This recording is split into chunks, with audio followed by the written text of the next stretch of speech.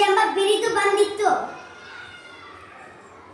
ಬಿಜಾಪುರದ ಆದಿಲ್ ಶಾಹಿ ಮತ್ತು ಮೊಘಲರ ಸಾಮ್ರಾಜ್ಯದ ವಿರುದ್ಧ ಹೋರಾಡಿ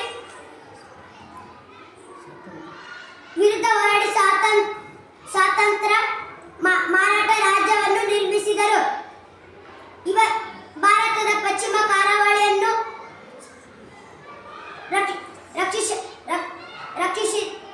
ರಕ್ಷಿಸಿದ ಬಲವಾದ ನೌಕಾಪಡೆಯನ್ನು ನಿರ್ಮಿಸಿದರು.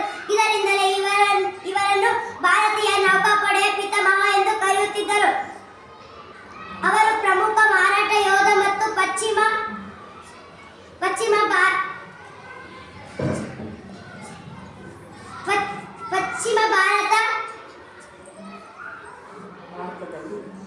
ಭಾರತದಲ್ಲಿ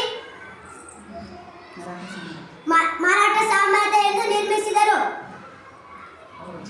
ಅವರ ಜೀವನದ ಮತ್ತು ಪರಂಪರೆಯ